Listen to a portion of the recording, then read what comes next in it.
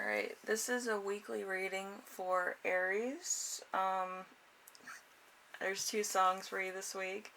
The Chemical Brothers of Salmon Dance and Gwen Guthrie with Padlock. So, there could be some, excitement, or there could be a bit of courtship going on. I also have channeled messages I got from the cards before the reading. I'll do that after the reading itself. So let's get into your weekly with the week as a whole, which is, of course, the Ace of Cups. The Ace of Cups is, let's see, something above the material world, the spirit of the universe, a happy home, beauty and pleasure, something beyond the veil of tarot, and a great unexpected ambiance. So goodness is overflowing for you. It could be at your job. It could be at home. Like, you could have made like kind of like a meditation studio like I did, and you're just relaxing a little bit. It doesn't have to be a yoga mat or anything. It can be something comfortable. It could be like your TV, and then you just get like comfy pillows or whatever. But you've made your own little space where you go to relax when you get home from work, or you just want to chill. It's one of those type places, I feel. Or it could be that you're comfortable at where you're at also. It doesn't always have to be like a physical thing. It can be a spiritual thing also too. Number 2, we have something unexpected that will arise. We have the Fool in reverse. Always some fool has to, just mess up your meditation, right? So we have a no decision at all, faltering in a quest, not caring if a decision is reached. So there could be something that you're actually waiting on, but it keeps like getting denied. Maybe you're calling into work and you want a certain day off, or you need a certain week off because of vacation, or because you want to like visit family or whatever have you, and they're kind of denying that, or there could be other reasons involved. So the physical world is kind of causing blocks for you. So I think that you might be kind of going into a spiritual safety, where if you can't control the physical realm, you go into the spiritual realm where you can be successful in calming yourself, breathing exercises, meditation, manifesting, and just love in general, feeling your own light around you and feeling the love of yourself, which is kind of like a little meta for some people, but yeah, I do feel like when you do meditate and you do feel your own white light, I do feel like it's somebody that is in your family or has been in your life or your ancestry that is giving you a reflection of your own light back. Okay, that's what I believe. But other people will be like, oh, that's yours, and all that. But I believe it comes from a different source altogether. It's the source from right now, and then in the future, it's actually you. It's kind of like a Harry Potter thing with the stag, where he thinks that his father's saving him from the Dementors, and really it's him, but it's him in the future, It's that type of energy, I believe, when you do meditate. It's very different type of thing. Okay, so I do believe that that's why there's a lot of spiritual energy coming for you. And with this spiritual energy, it's going to allow you to manifest something bigger than yourself. Okay, so as long as you keep meditating, it'll happen. So let's see. We have number 3. So how you can stay grounded and balanced. We have the 3 of Wands, and I think it's going to be in reversed. I feel like there's a block here again. So someone is giving help in order to gain future influence. treachery, a problem, a devastation. So I do believe that this is a bit of, it's a bit of a shift in your life. So there might be a few people that are leaving. Okay, hopefully it's not the good people in your life leaving. I hope it's some bad influence or toxic people that are leaving your life or leaving you alone for the moment. So you can be manifesting really big things and really nice things, okay? So sometimes the blocks can stay around for too long, and then you have a little bit of a problem where you have toxic people that kind of act like you owe them something, it's not too cool. Anyway, number 4, important emotion you will feel this week. We have the Lovers. The Lovers, harmony, setbacks, overcome, and confidence in the future. Blindness to the future and in what it contains as far as trials and tribulations. All aspects of love, especially that of friends, relatives, freedom, strong emotions, and another person. So there's a lot of different things. I also feel like your ancestors are here for some reason or another, and they're trying to guide you in the right direction and trying to make sure that you stay humble. Now, people are like, oh, if you say humble, that means you're vulnerable. Well, vulnerability and being humble is two different things, but they both mean the same thing. They mean that you're a loyal person, and they mean that you actually trust somebody else other than yourself, You're allowing somebody into your most vulnerable parts of yourself, like an exoskeleton. But, yeah, I mean, being vulnerable with somebody else actually means that you both have a connection, okay? So, with your ancestors here, they're trying to allow you to actually identify somebody who does have the right intentions and who doesn't. Okay, so that's kind of what I'm feeling.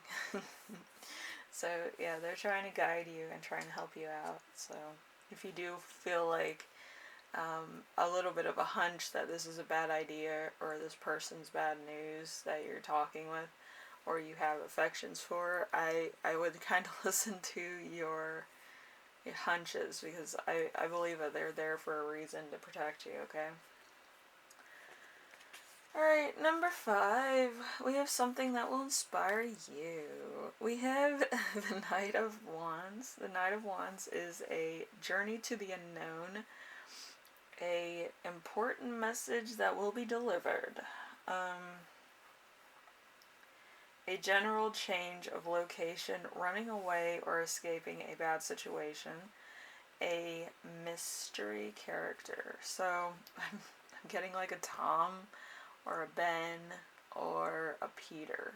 I don't know who this person is, but yeah, I feel like this person like comes around for like your benefit. I feel like it might be a friend, or it might be like a brother, sister, relative type of person, like there's close relation here, okay? Let's see, number 6, we have how your spirit guides will speak to you this week. We have the Page of Cups. The Page of Cups is a person given to intense concentration and studies on a project, reflective, loyalty, helpful, and trustworthy. A good type of secretive work, news, and messages. So you might be kind of staying to yourself, probably thriving in your side hustle or in your job. You might actually have a small business that you're working on, or a very, like starting out business. I don't feel like it's a business yet. I feel like it's more of an idea. So just enjoy that path, because like I think I've had the name of my channel on everything that I've done in business, and my favorite part was starting out, because a lot of stuff like came to me instantly, and I like to sell different things and little antique things. So Yeah, having my channel name on a lot of different things before it became a channel was a lot of fun to experience, like how my customers reacted to stuff I was selling, and different parts of life and stuff. It really helped me to connect to who I was as a person also, so that later on I would be able to make my channel. I was never sure what my channel would be like, so I'm glad it's a spiritual channel, because I feel like a lot of the other ones are kind of there to just get clout and money and then leave. It's like,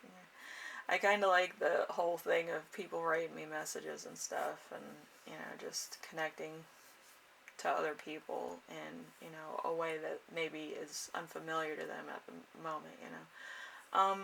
But anyway, it's about the journey. It's not about the destination. So always remember, if you're starting a business, always remember the first day, and remember the last day that you had your business. So it's like the best parts of the whole thing, and you're going to get a lot of challenges and a lot of quick thinking moments in your life too. So you have to kind of be aware that your entire life is basically run like a business, so you have to kind of roll with the punches. You can never give up. You have to take what's given and learn from it, or fail from it. So it's a big thing.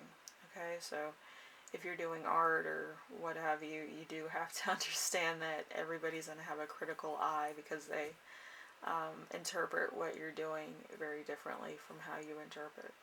Okay? Anyway, number 7, we have how to best support yourself this week.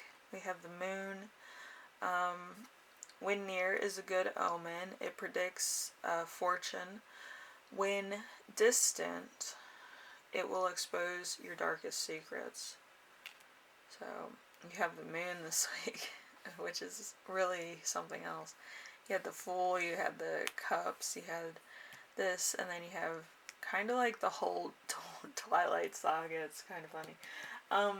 But yeah, it's going to be an interesting week. I feel like the moon is going to help you out, and I feel like since it's going to be a half moon this week, and then next week it's going to be a full moon, I feel like it's going to help you out a lot with how you feel about doing certain things. Like your mind could change on one thing that you decided on to something else that's probably a little bit more beneficial. So usually with a half moon, it's kind of like you're thinking between two different ideas when it pertains to business or decision.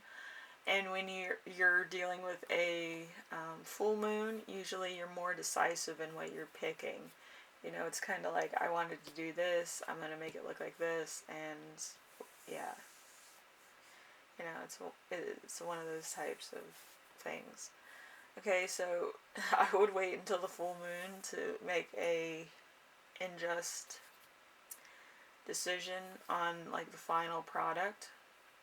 But as far as right now, I would still be in the planning stages and actually come up with a game plan that works for everybody. If it's you and somebody else, or if it's you and maybe some investors, I would kind of work out a payment plan or a deal of how much everybody's getting and how much you're getting, of course, so then everybody gets their cut and nobody feels shorted out on what they're getting. Okay, so you have to be fair with everybody.